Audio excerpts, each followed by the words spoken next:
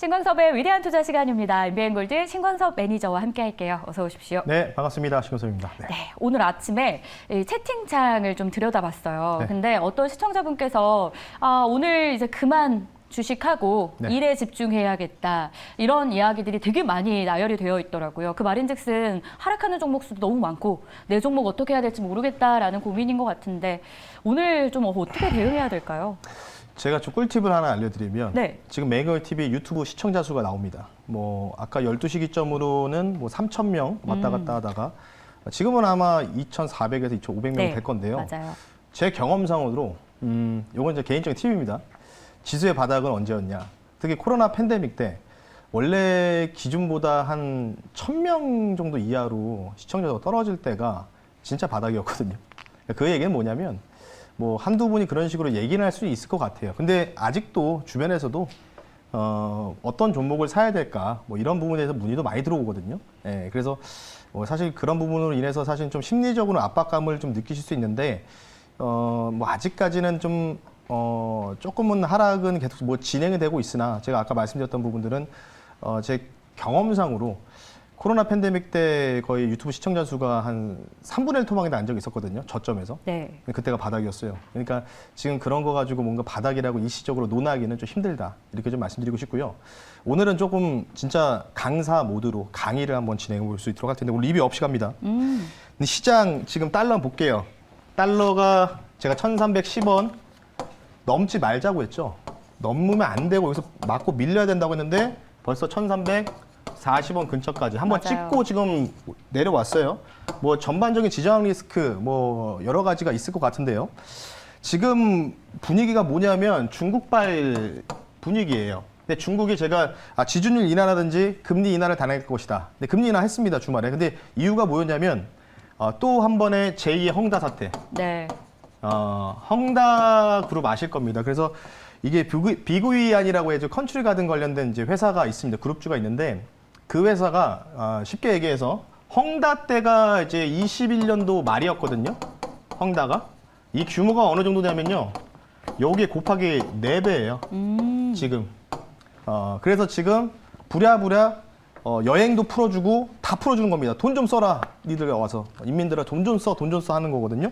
이제 그런 부분이라고 좀 보시면 되는데 이게 좀 심각한 게 21년도 말에서 22년도 중반 때까지 물론 중간에 러시아, 우크라이나 전쟁이 있었지만 중요한 거는 헝다 이슈 때문에 좀 하락했던 원인도 있었거든요. 전반적으로 자금에 대한 경색 분위기가 가중될 수 있다. 이런 분위기가 나타났던데 4배요, 4배. 그러니까 지금 2년 정도 가까이 됐는데 중국 정부에서 이 헝다가 쉽게 얘기해서 저질러 놓은 부채 얼마냐면 100조예요. 100조 원. 이거를 천천히 상환 기간 늘어주면서 막 왔다 갔다 하면서 2년 동안 천천히 이거를 한 절반 정도를 거의 다 해결해주고 있는데 갑자기 또 비구위안 사태가 터진 겁니다. 근데 이게 또 4배다.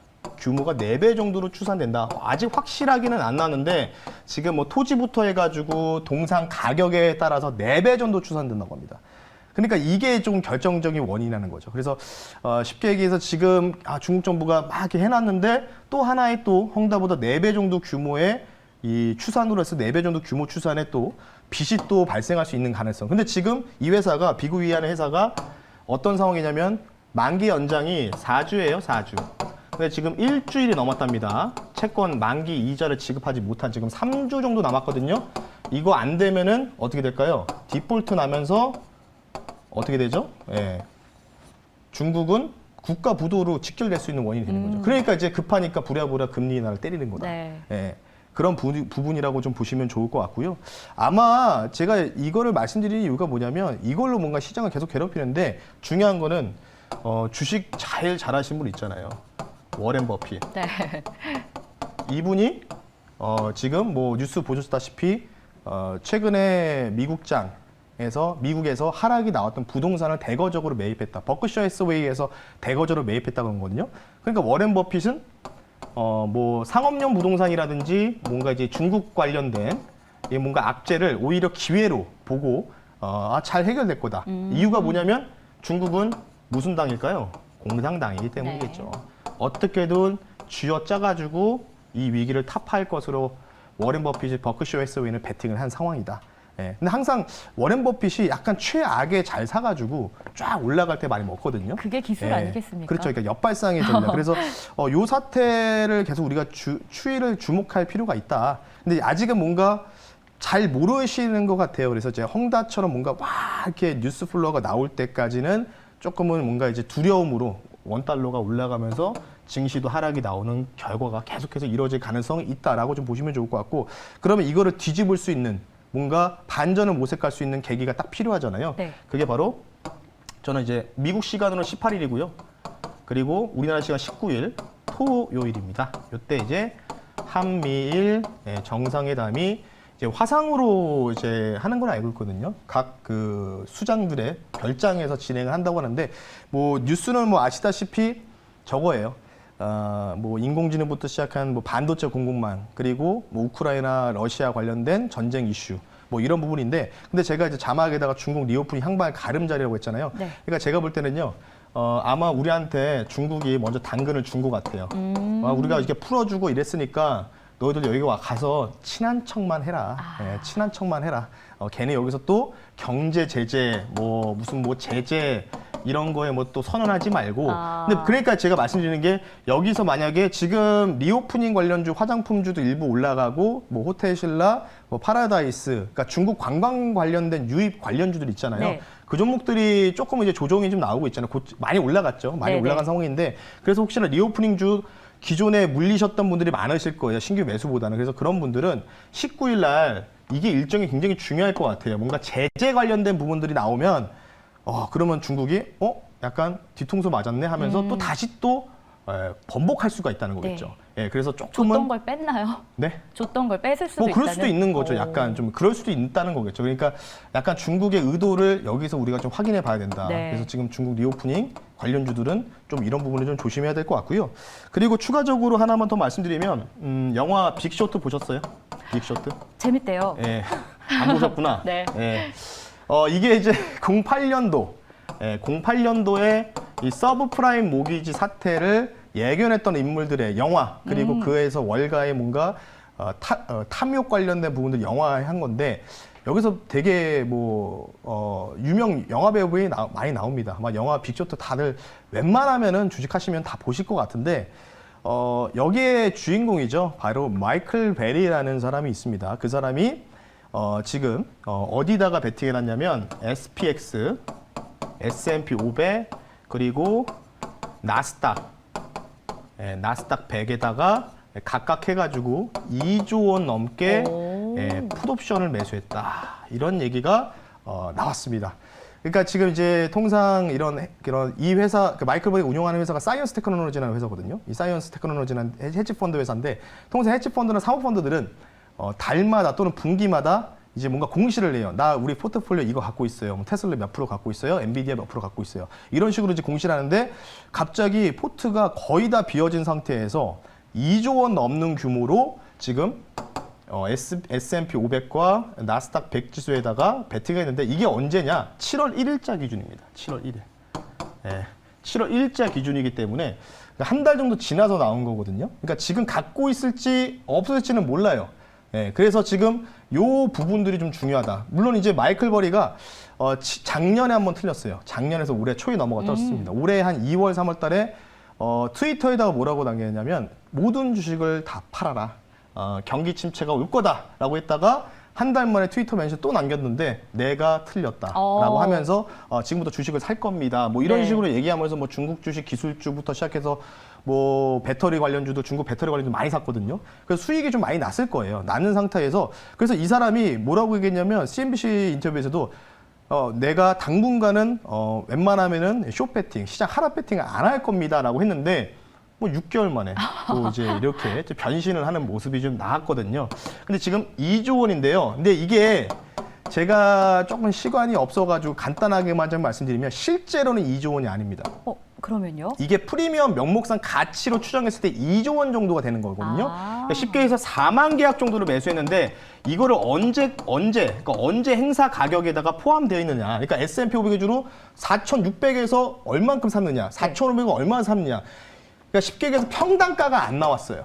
평단가가 어디서 사는지 모르니까. 그러니까 대략적으로 평균 단가로 계산했을 때 2조 원인데 실제보다는 좀 작을 겁니다. 실제보다는 한 3분의 1 정도는 좀 줄어들 거다. 30% 정도. 그래서 요거 자세한 거는 제가 오늘 끝나고 일주일 반 만에 10일 만에 공개 방송하니까 네. 감기가 다 나와서 끝나고 나서 유튜브에다가 여러분 엠베고드 신광석 검색하시면 이 관련된 좀 자세한 얘기 좀 해드릴 테니까 관련된 부분을 참고하셔서 이게 진짜 2조 원은 아니다. 이렇게 좀 말씀드리면서 간단하게 매크로 전략들 말씀 한번 드려봤습니다. 좋습니다. 오늘은 세 가지 포인트로 저희가 매크로 관점 들어봤는데 종목 편입을 이제 하려고 해요. 근데 이 세 가지 중에 한 가지 키워드가 오늘의 주제와 또 일맥상통하죠. 네.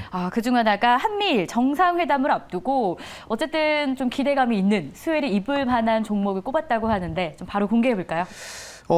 일단 19일 날 반도체 공급망 논의 네. 수혜주를 갖고 왔는데 이게 실제로 반도체 동맹지수 ETF가 있습니다. 코덱스에. 거기에 편입되어 있는 종목을 두 종목을 선별해서 가지고 나왔다. 네. 거기에 이제 ISC도 있고 하나 마이크론도 있는데 이미 좀 올라간 상황이기 때문에 아직 못 간 친구 녀석 두 종목을 말씀을 드릴 텐데요. 첫 번째 종목 먼저 말씀드릴게요. 첫 번째 종목은요. 현재가 15만 9,900원에 말씀드리겠고요. 종목명은요. 리노공업이라는 종목을 말씀 한번 드려보겠습니다. 코드번호 058470이고요. 네, 두 친구 중에 한 친구입니다. 리노공업 말씀드릴게요. 반도체 검사, 원래 소켓 장비 검사 업종이라고 좀 보시면 좋을 것 같고요. 제가 이제 코덱스 이 시리즈에 한미일, 그러니까 아시아 동맹 반도체 지수라는 ETF가 있다. 근데 지금 그게 사실 저는 이 자리에서 차라리 ETF를 추천해드리고 싶은데 시가총액이 너무 작습니다. 시가총액이 좀 작아가지고 조금은 제가 제외해서 오히려 그 안에 있는 종목들로 개별적으로 공략하는 게 좋다라고 좀 말씀드려서 리노공을 갖고 왔고요. 모멘텀은 이제 공통적인 건 딱 그거 같아요. 19일 한미일 정상회담 때 반도체 공급망 논의가 있기 때문에 관련된 부분에서 이제 중국에 대한 이 부분들을 어떻게 견제할 것인가 이에 대한 이야기 나올 것 같고 삼성전자 신규 XR 관련주기도 합니다. 올해 이 3분기 끝날 때쯤에 또 밝힐 가능성, 출시할 예정이기 때문에 관심 있게 여러분들 지켜보셨으면 좋겠다라고 말씀드리면서 리노공업 간단하게 말씀하고 드려봤습니다. 한미일 정상회담에 대한 기대감도 있는데 내부적으로 뭐 삼성전자와의 협력 이 부분도 중요하지 않을까라는 생각 듭니다. 그럼 가격 전략 한번 세워볼까요? 목표가 얼마까지 보십니까? 네, 일단은 어제 좀 이제 상승이 좀 나왔었어요. 네. 그 전거래 월요일에 상승이 좀 나왔고 사실 월요일에도 시장이 그렇게 좋은 분위기는 아니었잖아요. 와, 맞아요. 근데 지금도 보니까 외국인들 정말 대단합니다. 몇 조를 매도하는지 오늘도 선물을 7,500억. 제가 5년 정도를 매잉원 TV를 출연하면서 네. 야, 지금 3조 5천억 되는 것 같거든요. 그죠? 처음 봐요, 이런 거. 도대체 이 친구도 왜 그러는지. 계속 누적만 되죠. 그러니까 계속 지금 선물만 팔고 현물을 계속 팔고 있다는 거겠죠. 결국 저거 한번 지수 바닥 나오면 진짜 한번 폭등 한번 나올 거거든요. 환매수 때문에. 어쨌든 뭐 그게 언제일지 모르겠으나 내일일 수도 있지 않겠습니까? 그 뭐 중국 부동산 관련된 이슈 좀 해결되면은. 그래서 어쨌든 간에 반도체 공급망 19일이잖아요. 여기서 뭔가 이제 주말에 끝날 뉴스 나오니까 그 기대감으로 미리 올라갈 수도 있겠죠. 왜냐면 오늘 지나면 목요일, 금요일 이틀 남아온 상황에서 주말에 그 뉴스가 보도돼가지고 뭔가 새로운 소식이 나오면 월요일날 갭상승 나올 수 있는 가능성도. 그러니까 한 월요일까지 좀 지켜보는 관점. 두 번째는 뭐 마찬가지입니다. 그래서 목표 가격을요.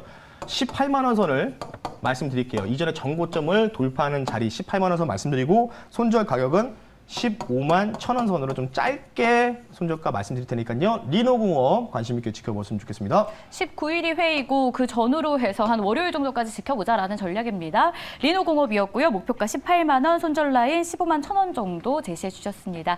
자, 이어서 두 번째 종목으로 넘어갈 텐데 역시 같은 ETF 안에 포함이 되어 있는 종목이라고요. 네. 사실 리노공업보다 이 종목의 비율이 좀 더 큽니다. 뭘 얼마 차이 안 나는데 5% 정도 더 크다고 보시면 좋을 것 같고 오늘 두 번째 종목은요. 두산 테스나라는 종목을 말씀 한번 드려보겠습니다. 코드번호 131970이고요. 두산 테스나 종목 말씀 한번 드려볼게요. 마찬가지예요. 반도체 웨이퍼 관련주라고 보시면 되는데 19일이니까 뭐 그 기대감을 그 먼저 좀 올라갈 수도 있는데 지금 올라가고 있기 때문에 조금만 좀 한 내리면은 500원만 좀 내리면 괜찮지 않을까 싶어서 매수 가격을 먼저 말씀드릴게요. 47,000원 이하로 좀 분할 매수 관점을 말씀드리고요. 리노공업이랑 똑같습니다. 19일 한미 정상회담 공급망 이슈 관련된 부분들 이 종목도 ETF에 포함되어 있다. 그 관련된 추가적인 부분들 말씀을 드리겠고요.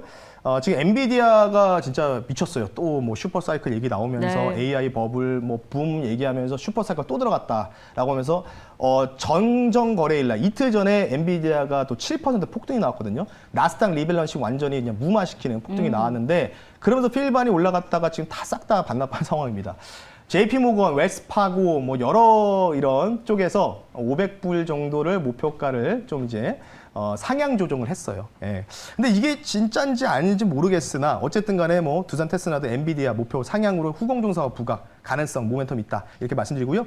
가격 전략 좀 빠르게 말씀 한번 드려볼 수 있도록 하겠습니다. 마찬가지로요. 공급망 이슈니까요. 19일 토요일이잖아요. 그러면 이제 오늘이 16이니까 17, 18, 그리고 21일이 이제 월요일일 겁니다. 이렇게 해서 요 3일 동안 리노공이랑 비슷하다라고 보시면 좋을 것 같습니다. 그 전에 올라가면 매도하고 안 올라가도 조금 이제 꿈틀꿈틀 되기 시작하면 21일 월요일까지 보자라는 관점으로 목표 가격은요. 짧게 볼게요. 51,000원 선. 말씀 한번 드려볼게요. 손절 가격은 43,000원 선 말씀드릴 테니까 매수 가격만 여기서 조금만 좀 내리면 좋을 것 같습니다. 47,000원 이하로 이렇게 좀 말씀드리면서 마무리하겠습니다. 현재 지금 47,700원 선 지나가고 있는 종목이죠. 두산 테스나였고요. 매수가는 47,000원 이하에서 잡아보자라는 점, 그리고 목표가 51,000원, 손절 라인 43,000원이었습니다. 오늘도 역시 반도체 관련해서 두 종목을 편입했고요.